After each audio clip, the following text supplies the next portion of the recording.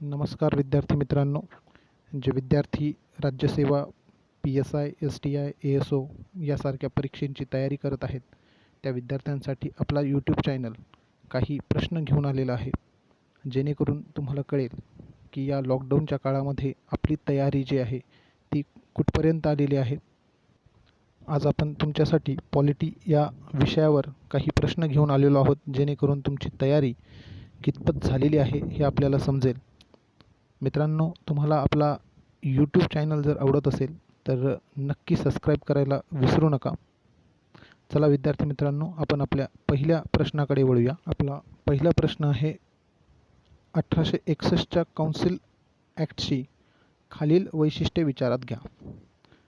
विधान दिलेलं आहे, या कायद्यान्वये लॉर्ड कॅनिंग याने कायदेमंडळावर 3 भारतीयांची नेमणूक केली.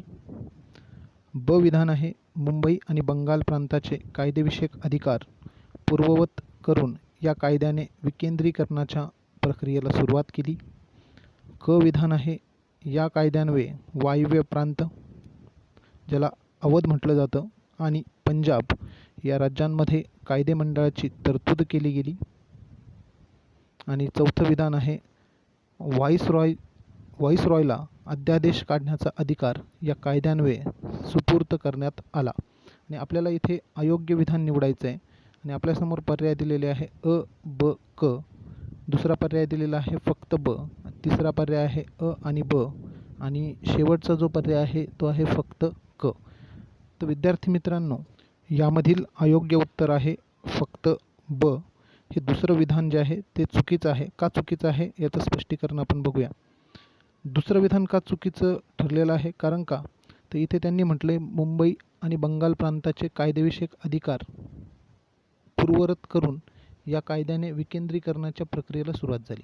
आता 1861चा कायदा आपण जर बघितला तर 1861च्या कायद्यामध्ये एक तरतूद अशी होती की इथे मुंबई आणि मद्रास प्रांताचे कायदेविषयक जे अधिकार आहेत ते अधिकार पूर्ववत करण्यात आले आणि मुंबई आणि मद्रास या प्रांतातील परिषदांना स्वतःसाठी कायदा बनवणे तसेच त्यामध्ये दुरुस्ती करण्याचा अधिकार देण्यात आला.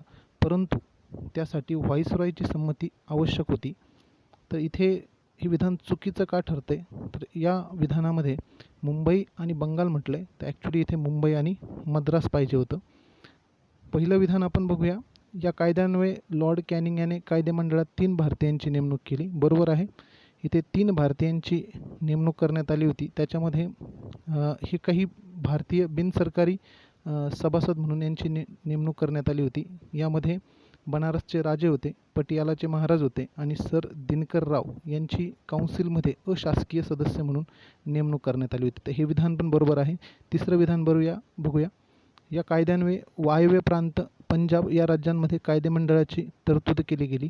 तर या कायद्यानुसार 1862मध्ये बंगाल, वायव्य प्रांत 1866 आणि पंजाब 1897मध्ये प्रांतीय कायदेमंडळ जे आहे ते स्थापन करण्यात आलं होतं.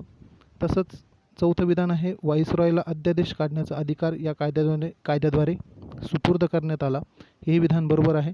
तर इथे व्हाईसरॉयला नवीन प्रांताची निर्मिती करणे, त्याच्या सीमांमध्ये परिवर्तन करणे हेही अधिकार त्यांना मिळाले होते. शिवाय कायदेमंडळाच्या परवानगीशिवाय अध्यादेश काढण्याचा अधिकारही त्यांना मिळाला होता आणि असा अध्यादेश जास्तीत जास्त 6 महिने चालू शकत होता.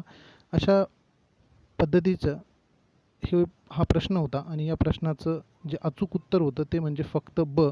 आणि हे विधान चुकीचं ठरलं आहे. कारण का, तर यामध्ये मुंबई आणि बंगाल म्हटलं आहे, परंतु यायला पाहिजे होतं तिथे विधानामध्ये मुंबई आणि मद्रास. विद्यार्थी मित्रांनो, तुम्हाला हा प्रश्न आणि त्याचं स्पष्टीकरण आवडलं असेल तर आमचं यूट्यूब चॅनल सबस्क्राईब करायला विसरू नका. Please subscribe my YouTube channel. आपला पुढचा प्रश्न आहे प्रश्न क्रमांक 2. लष्करी कायद्यासंदर्भात, ज्याला आपण मार्शल लॉ असं म्हणतो, खालील विधाने विचारात घ्या. विधान आहे, यामुळे केवळ मूलभूत हक्कांवर गदा येते. विधान आहे, शासन आणि सामान्य न्यायालय यांचे कामकाज सुरू राहते. विधान आहे, याचा अंमल संपूर्ण देशात अथवा काही भागात लागू करता येतो. आणि विधान आहे, याबाबत संविधानामध्ये विशेष तरतूद केलेली नाही. विद्यार्थी मित्रांनो, इथे आपल्याला योग्य विधानं निवडायची आहे आणि यासाठी आपल्या समोर पर्याय दिलेले आहेत. पहिला पर्याय आहे फक्त अ व ड. दुसरा दुसरा पर्याय आहे फक्त ब, क आणि ड. तिसरा पर्याय आहे फक्त अ, ब आणि क. आणि चौथा पर्याय दिलेला आहे वरीलपैकी सर्व. तर यामध्ये आपल्याला योग्य पर्याय निवडायचे आहेत. तर याचं अचूक उत्तर आहे फक्त अ आणि ड. या प्रश्नाचं स्पष्टीकरण आपण बघूया की फक्त अ आणि ड ही विधानं कशा पद्धतीने योग्य विधाने आहेत आणि ब आणि क या विधानांमध्ये नेमकी काय असं दिलेलं आहे की जे चुकीचं आहे याबद्दल आपण बघूया स्पष्टीकरणामध्ये. तर प्रश्न 2चं स्पष्टीकरण. पहिलं विधान दिलेलं आहे, यामुळे केवळ मूलभूत हक्कांवर गदा येते. तर हे विधान विद्यार्थी मित्रांनो बरोबर आहे. दुसरं विधान दिलेलं आहे, शासन आणि सामान्य न्यायालय यांचे कामकाज सुरू राहते. तर जेव्हा लष्करी कायदा लागू होतो तेव्हा शासन आणि सामान्य न्यायालय यांचं कामकाज जे आहे ते कामकाज तहकूब होतं. त्यामुळे हे विधान चुकीचं आहे. तिसरं विधान दिलेलं आहे, याची अंमल संपूर्ण देशात अथवा काही भागात लागू करता येतो. विद्यार्थी मित्रांनो, आपल्याला माहीतच असेल की देशाच्या एखाद्या विशिष्ट क्षेत्रातच मार्शल लॉ जो आहे तो लावला जाऊ शकतो. त्यामुळे इथे संपूर्ण देशात हा शब्द जो दिलेला आहे तो चुकीचा असल्यामुळे हेही विधान चुकीचं आहे. आणि चौथं जे विधान दिलेलं आहे ड, यामध्ये संविधानामध्ये विशेष तरतूद केलेली नाही. तर बरोबर आहे विद्यार्थी मित्रांनो, घटनेमध्ये याबाबत कोणतीही विशिष्ट तरतूद दिलेली नसून ही बाब फक्त सूचित करण्यात आलेली आहे. त्याच्यामुळे हे विधानही बरोबर आहे. म्हणून आपलं जे उत्तर योग्य विधान निवडा असं त्यांनी आपल्याला म्हटलं होतं. तर आपलं योग्य उत्तर आहे अ आणि ड. तर याचं सविस्तर आपण जर चर्चा केली लष्करी कायद्याच्या संदर्भात, तुमच्याकडे जर पेन पेपर असेल तर लिहायला नक्कीच विसरू नका. घटनेच्या कलम 34मध्ये भारताच्या एखाद्या भागामध्ये जर लष्करी कायदा अंमलात असताना मूलभूत हक्कांवर निर्बंध आणण्याची तरतूद केलेली आहे. त्याद्वारे लष्करी कायदा जो आहे लागू असलेल्या ठिकाणी कायदा आणि सुव्यवस्था पुनर्स्थापित करण्यासाठी केलेल्या कृतीबाबत कोणतीही व्यक्ती किंवा सरकारी कर्मचारी याचा बचाव करण्याचा अधिकार संसदेला देण्यात आलेला आहे. जेव्हा जेव्हा तुम्ही मार्शल लॉ आणि मार्शल लॉ अभ्यासणार तेव्हा तुम्ही राष्ट्रीय आणीबाणी जी आहे ती अभ्यासायला विसरू नका. कारण का तर प्रश्न असेच विचारले जातात आपल्याला, मार्शल लॉ आणि राष्ट्रीय आणीबाणी यांच्या दोघांमध्ये जो डिफरन्स आहे तो आपण पहिले चेक केला पाहिजे. काय डिफरन्स आहे तो आपण चेक करूया. इथे आपण जर बघितलं तर मार्शल लॉ जेव्हा लागू होतो याचा परिणाम केवळ मूलभूत हक्कांवरच होतो. परंतु जेव्हा राष्ट्रीय आणीबाणी लागू होते याचा परिणाम जो आहे याचा परिणाम मूलभूत हक्क, केंद्र राज्य संबंध, महसूल व विधी अधिकारांचं वाटप असेल किंवा लोकसभेची कालमर्यादा असेल यांच्यावरती राष्ट्रीय आणीबाणीचा परिणाम होतो.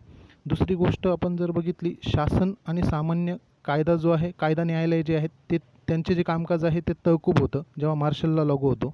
परंतु जेव्हा राष्ट्रीय आणीबाणी जेव्हा लागू होते त्यावेळेस शासन व सामान्य कायदा न्यायालय कार्यरत असतात. मार्शल लॉ जेव्हा लागू होतो त्यावेळेस कोणत्याही कारणाने मोडकळीस आलेला कायदा सुव्यवस्था पुनर्स्थापित करण्यासाठी घोषित केला जातो. परंतु राष्ट्रीय आणीबाणी केव्हा घोषित केली जाते? युद्ध, परकीय आक्रमण, सशस्त्र बंडाळी या 3 कारणांच्या आधारेच राष्ट्रीय आणीबाणी घोषित करण्यात येते. हेही लक्षात ठेवण्यासारखं आहे. त्याच पद्धतीने जेव्हा मार्शल लॉ लागू होतो देशाच्या एखाद्या विशिष्ट क्षेत्रातच तो लावला जाऊ शकतो. हे विधान अत्यंत महत्त्वाचं आहे. तो फक्त देशाच्या एखाद्या विशिष्ट क्षेत्रातच लावला जाऊ शकतो.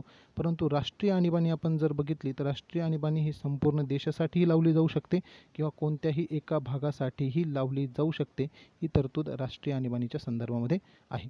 पुढचा आपण जर विचार केला, मार्शल लॉ जो आहे, मार्शल लॉच्या बाबतीमध्ये घटनेमध्ये विशिष्ट तरतुदी दिलेल्या नाही आहे किंवा आपण जर बघितलं त्याच्या सविस्तर तरतुदी नमूदही केलेल्या नाही आहे. तर इथे आपण जर बघितलं तर राष्ट्रीय आणीबाणीच्या संदर्भामध्ये घटनेमध्ये विशिष्ट आणि सविस्तर तरतुदी ज्या आहेत त्या तरतुदी नमूद केलेल्या असल्याचं देखील आपल्याला इथे दिसून येईल. तर हा मूलभूत मार्शल लॉ आणि राष्ट्रीय आणीबाणी यांच्या दोघांमधला हा डिफरन्स आहे. तर नक्की तुमच्याकडे पेन आणि पेपर असेल तर हा जो डिफरन्स आहे दोघांमध्ये हा लिहायला विसरू नका. विद्यार्थी मित्रांनो, जर तुम्हाला या प्रश्नाचं स्पष्टीकरण जर आवडलं असेल तर नक्कीच आमचं यूट्यूब चॅनल सबस्क्राईब करायला विसरू नका. पुढील प्रश्न आहे प्रश्न क्रमांक 3. विधान परिषदेतील नियुक्त केलेले सदस्य पुढीलपैकी कोणत्या क्षेत्रातील विशेषज्ञ असतात? अ साहित्य, ब विज्ञान, क कला, ड समाजसेवा, ई सहकारी चळवळ, फ क्रीडा. पर्यायी उत्तर आहेत. पहिला पर्याय आहे फक्त अ ब क ड. दुसरा पर्याय आहे फक्त अ ब क ड ई. तिसरा पर्याय आहे फक्त अ ब क ड फ. आणि चौथा पर्याय आहे वरीलपैकी सर्व. प्रश्न क्रमांक 3चं योग्य उत्तर आहे पर्याय क्रमांक 2. तो कसा आपण ते बघूया. घटनेच्या कलम 171 मध्ये विधान परिषदेची रचना दिलेली आहे आणि या विधान परिषदेच्या रचनेमध्ये 1/6 सदस्य राज्यपाल, साहित्य, विज्ञान, कला, सहकारी चळवळ व समाजसेवा यामध्ये ज्यांना विशेष ज्ञान आहे किंवा माहितीचा अनुभव आहे अशा व्यक्तींना राज्यपालांमार्फत नामनिर्देशित केले जाते. तसेच राज्यपालांनी केलेल्या नामनिर्देशनाच्या प्रामाणिकपणा आणि उचितपणा यावर कोणत्याही प्रकरणात प्रश्नचिन्ह उभे करता येत नाहीत. जेव्हा आपण विधान परिषद बघतो तेव्हा आपल्याला राज्यसभा कंपॅरेटिव्हली चेक करणं फार गरजेचं असतं. राज्यसभेचा आपण जर विचार केला तर राष्ट्रपती एखाद्या सदस्याला नामनिर्देशित करतात तेव्हा तो साहित्य, विज्ञान, कला आणि समाजसेवा या विषयामध्ये त्याला विशेष माहिती असणं गरजेचं आहे, विशेष ज्ञान असणं गरजेचं आहे. परंतु जेव्हा राज्यपाल विधान परिषदेत सदस्यांची नियुक्ती करतात किंवा नामनिर्देशित करतात तेव्हा तेथे साहित्य, विज्ञान, कला, सहकारी आंदोलन, सामाजिक सेवा इत्यादींचं विशेष ज्ञान किंवा माहितीचा अनुभव असणं गरजेचं असतं. म्हणून आपलं जे उत्तर आहे ते अ ब क ड ई हे उत्तर आपलं अचूक उत्तर आहे. क्रीडा या शब्दाचा उल्लेख घटनेमध्ये दिलेला नाही आहे.